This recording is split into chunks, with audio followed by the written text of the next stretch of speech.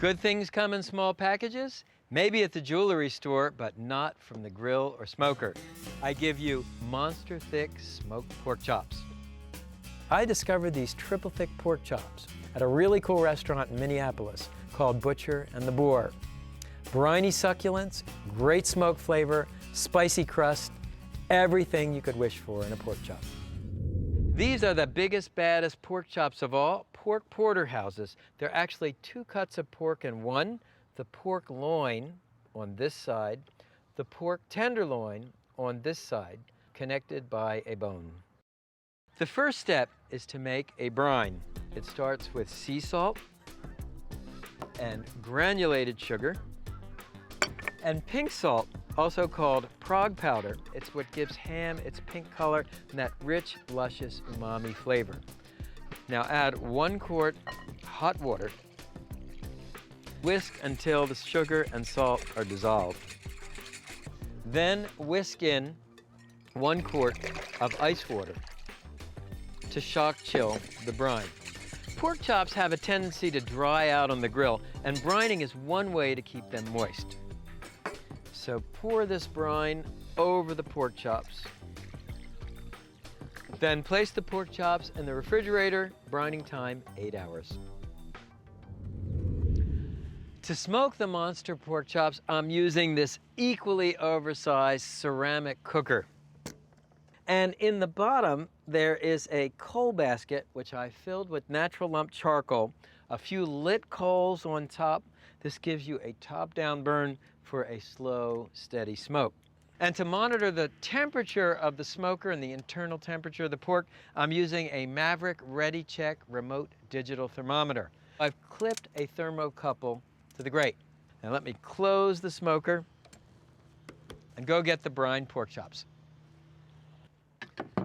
Here are the brine pork chops. You can see they've started to take on that rosy ham-like color. That's thanks to the curing salt.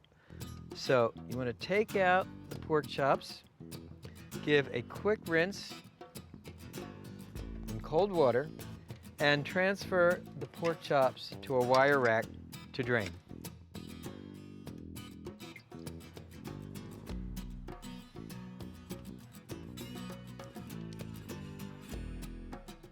Now the next thing you want to do is blot the pork chops dry. Remember, the surface of the meat should be tacky, not wet. That way the smoke adheres properly. The temperature is 225 degrees. Oil the grill grate. This prevents the pork from sticking. It also cleans your grill grate. These are amazing before they're even cooked. So arrange the pork chops on the grate.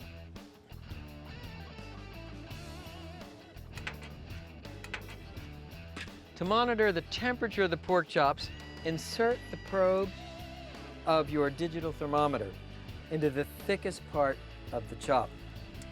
Then to generate a smoke flavor, lift the grate hatch. We'll grab a couple of chunks of cherry wood to give you a great smoke flavor. Now close the lid and latch it. Cooking time about 1.5 hours to 2 hours. And I'll take the remote receiver. That way I can monitor the cooking process while I'm having a beer. Now you could serve the chops hot off the smoker, but I like to make a rub and sear the chops over hot fire with the rub. It's a simple rub, equal parts sea salt, ancho chili powder, and brown sugar. Just mix these ingredients with a fork or with your fingertips. In my world of smoke, it's all about building layers of flavor. Okay, check the temperature of the pork. 144 degrees, we're ready. Are those gorgeous or what? So what you want to do is pull out the probe. One. I wish you could smell this. And at this point, you want to leave the grill open. You want to bring the temperature up for that last sear. Okay, brush the smoked chops with extra virgin olive oil. This will help the rub adhere to the meat. Then sprinkle the tops with the chili rub. It's all about layering flavors.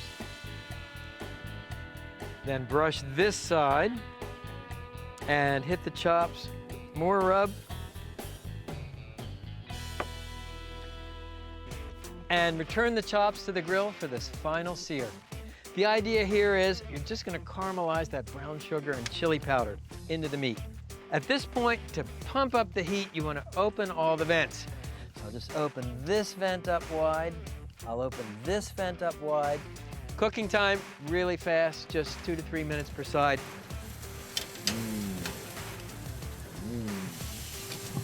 Look at that sizzle.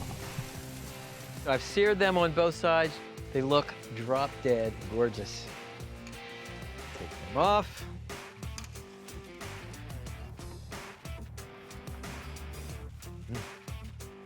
So here are your brined, spiced, smoked monster pork chops. Let's see how we did. Look at that beautiful pink color.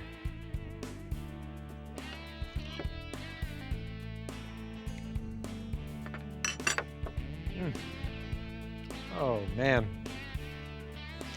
That beautiful briny, smoky ham flavor with the meatiness of a pork chop. Nice little chili kick at the end. This may be the best pork chop I've ever tasted.